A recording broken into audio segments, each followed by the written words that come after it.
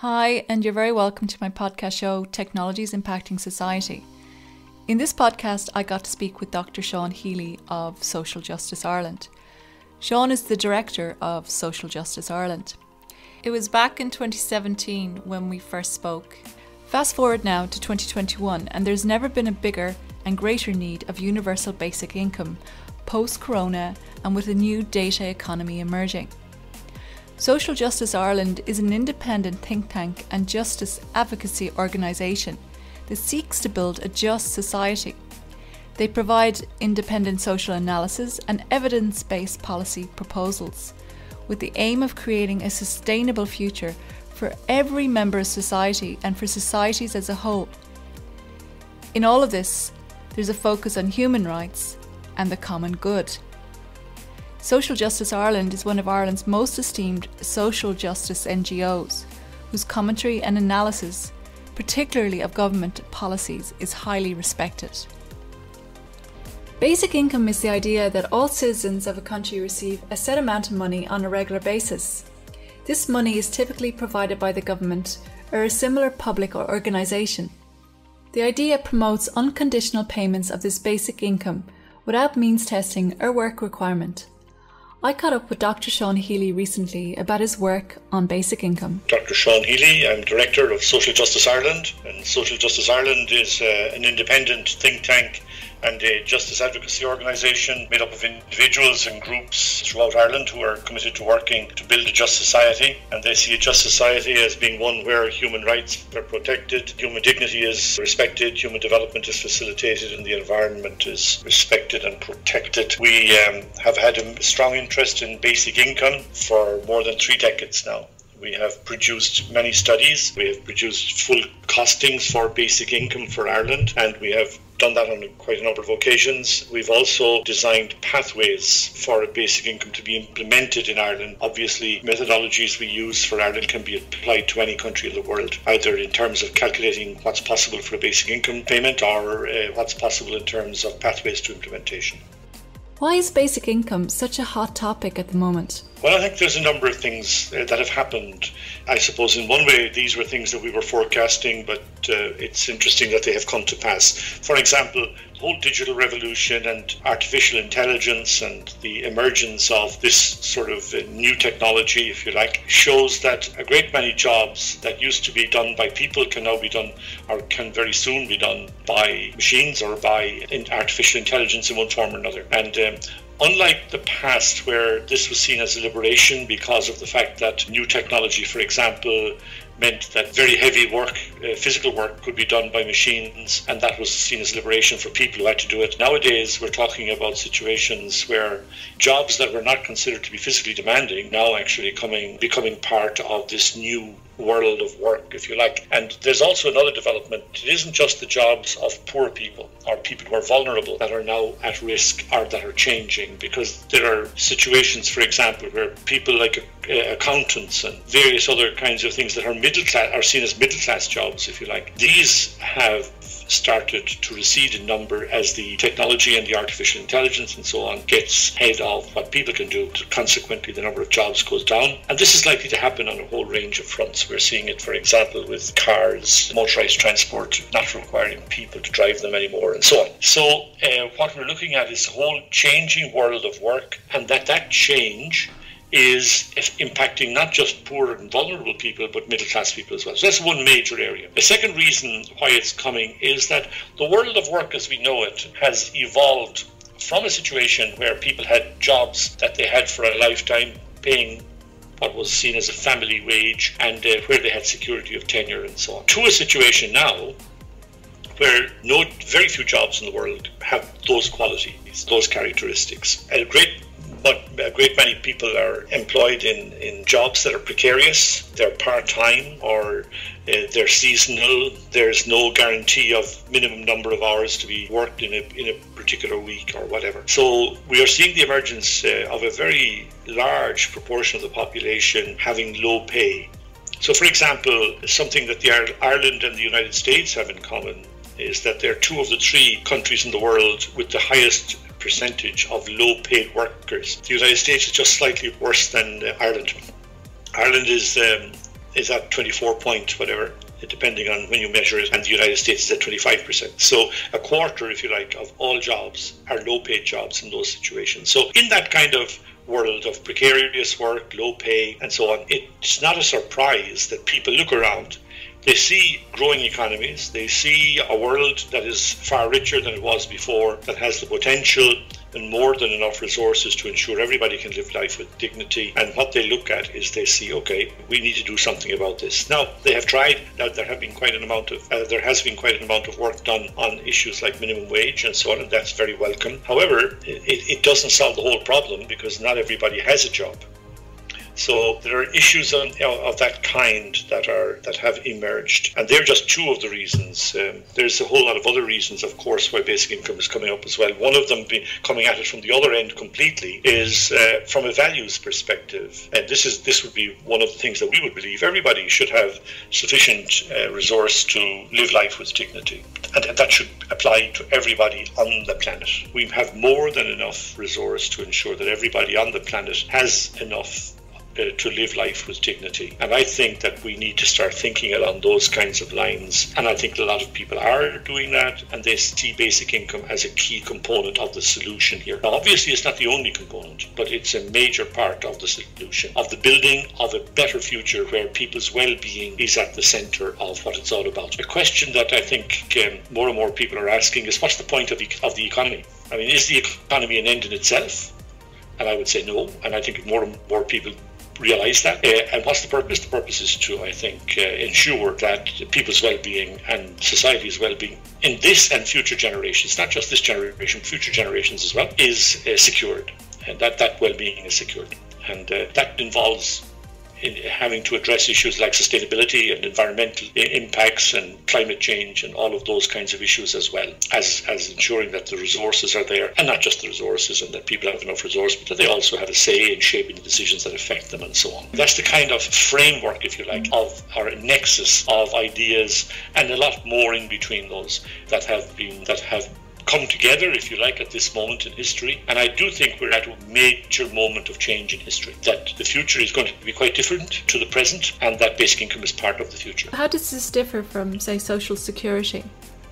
It differs profoundly from social security, because social security is a system that is built on a premise, and the premise is that there will be full employment, that everybody who seeks a job will have access to decent work and good pay. Now, that is a promise that has been held out to workers and to society and to the world, and to, particularly today, to poor countries, and for decades being held out by Western countries and to poorer countries. But no Western country has been able to deliver it itself. No Western country has delivered full employment on a permanent basis. We get waves, and from time to time there can be a moment when there's close to full employment. But the reality is that there's always substantial numbers of people unemployed. Now, in a situation where we're heading towards a rising unemployment, then I think we need to face up to the fact that Social Security isn't going to work for these people. Not alone that, in recent decades, there's been a change in how Social Security is dealt with, and we have seen the emergence of a new kind of oppressive approach coming from a sort of a neoliberal perspective. And I don't use that in a pejorative sense, I just use it in an analytical sense. There's a particular perspective on the world that a lot of governments are driven by at the moment, and they see people who are unemployed as problems that need to be addressed, and they see the problem as caused by the person who's unemployed, not by the fact that the new technology is reducing the number of jobs or whatever. And I have seen quite an amount of initiatives in Ireland and in other places where there has been very oppressive action taken against people who, because they're unemployed, even though there are no jobs for them to fill, different stunts have been used and different games get played in that sort of space. But it's important, I think, to face up to the fact that there won't be jobs for everybody for the foreseeable future, in the lifetime of anybody who listens to this podcast. No, there will not be full employment, and consequently we need to recognize that everybody has a right to work, but that there won't be jobs to fill that. We've basically been promising people there'll be jobs to meet their right to work. Now we're recognizing that, if we're honest, that there won't be jobs to meet everybody's right to work, but those people still have a right to work. So how do you deal with that? And I think the challenge that societies now face is to recognise that there's a lot of work being done which is very important for society and very important for communities and for families. And that's community work, work in the community that's done for no charge by lots of people who are working in community development and community support of one kind or another, but also a great deal of work that's done in caring for children, caring for people with disabilities, people who are ill, caring for people who are elderly, all of that. That type of work, all of it perfectly valid work. There's also work being done in the support of, we'll say, parts of the community. For example, people who coach sports teams, great many of them being coached by people on a voluntary basis. That's very good work, but it isn't actually recognised as work in the way we talk about work in the Western world. We say, what do you work at? What we're really saying is not what work do you do, but really, what job do you? And we don't recognise as meaningful work anything for which we're not paid. And with due respect to the people who have put that together, that is daft. It is just plain stupid, because you couldn't run a society today without great swathes of unpaid work being done. That unpaid work is important, it is valuable, it is good work, and it should be recognised. If it were recognised, we would see that there's work there for everybody, more than enough work for everybody at all stages of their lives, appropriate to their age and so on, and their situation, and their capacity, and their ability, and their qualifications, and so on. And the issue then is, how do we develop our society so that everybody can access meaningful work? And at the moment, we don't have a methodology for doing that, because we simply say the only work that counts is paid jobs, and we will pay you'll get paid for taking up paid employment. We don't get supported for anything else except you're waiting for paid employment. So we're saying we need to change this. And the quid pro quo, what's required to balance out the work change, is the introduction of a basic income. So if you put a basic income under everybody, it doesn't have to be elaborate, it doesn't have to be too high, but it's sufficient to live life with dignity, then you suddenly change this ballgame. You change the whole situation. Everybody then has the capacity to take up meaningful work that we talked about a moment ago, even if there aren't paid jobs there, but they would also have a basic income. That would be a floor underneath them. Now, would people suddenly start leaving all the jobs and this? Of course not. Why? Because basic income is not a high amount of money, it's just a basic amount. And people will, at different stages of their lives, need a lot more money. For example, if they're setting up a family, or if they're setting up as a couple trying to rent a house, purchase accommodation, whatever, they're setting up the family, having children, providing for their education, providing for their support, and so on. So I think what we can see is that at different points in people's lives, their costs are high. They're high to the state, and they're high to the people themselves, and that people will actually obviously take up paid employment to supplement the basic income, but they would always have the basic income underneath. The basic income would actually be universal. It would be paid to all men and women, which is big pluses of basic income, is that it treats men and women equally, and they both get the same payment, and there's no sort of person who gets a payment and then there's a qualifying adult attached to that person that so many of the welfare systems we have operate on. That's not the case in basic income. Everybody gets the basic payment, and I think that's a very big plus as well. So we can see a changing world of work. We need to ensure that everybody's right to work is respected. There's a pathway for doing that. There's ways we can do it, but it involves moving beyond paid employment and recognising other meaningful work. However, to ensure that there's enough income there for people to be able to travel that route and have it as a real option, they need a basic income.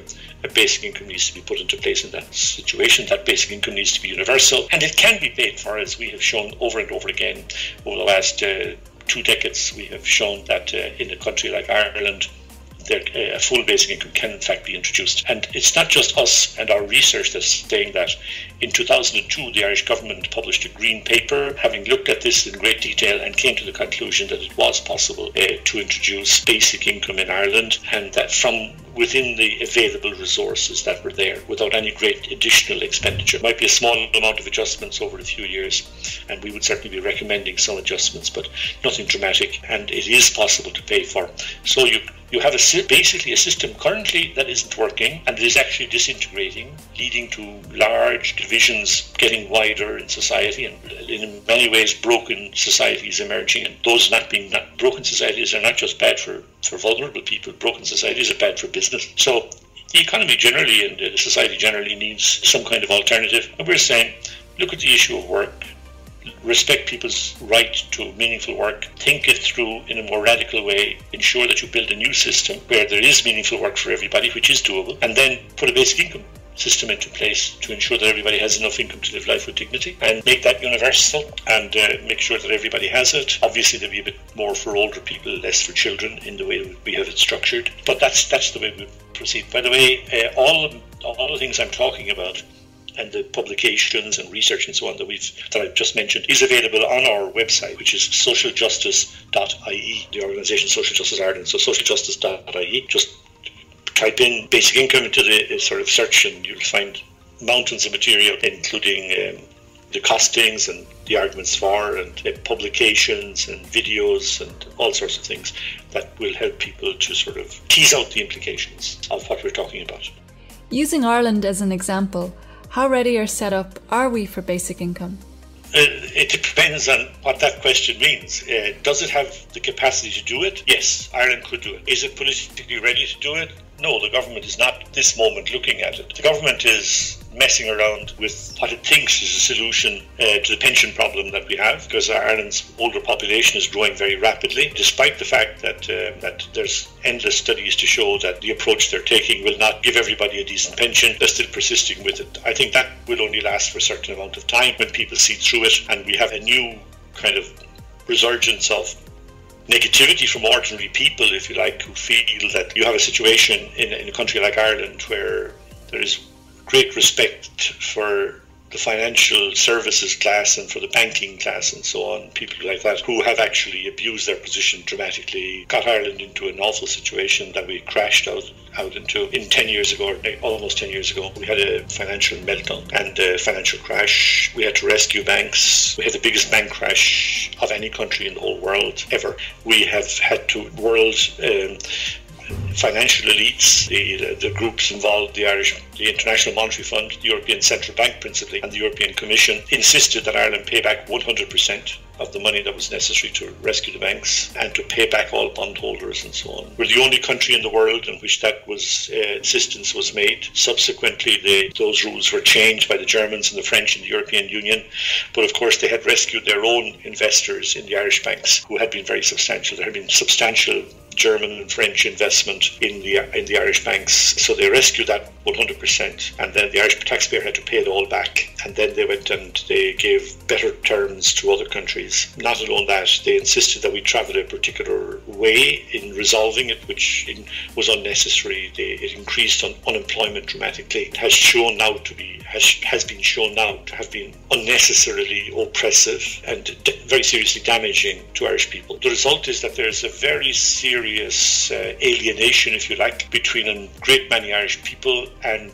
political parties, the main political parties, and government. And the result is that the government that brought in that bailout and all of that, that went through with it and implemented it, were thrown out of the last election, in the sense that they lost almost half the seats they had in Parliament, and I think about half of the seats they lost them, and they're in a minority government now. And I suspect that that's in major way due to the fact that people are very sceptical about these things now, and very sceptical about the commitments of politicians, and very sceptical, hugely sceptical about the objectivity and fairness of international institutions, such as particularly the European Central Bank, which in Ireland is seen as an extremely oppressive body, and the European Commission, which betrayed Ireland really at the time of the crash, because it is the business of the European Commission in an operation like the European Union, that kind of structure. It's the business of the European Commission to protect the vulnerable, and not alone were there vulnerable people in Ireland, huge numbers of them, but their results. Ireland itself is a very small country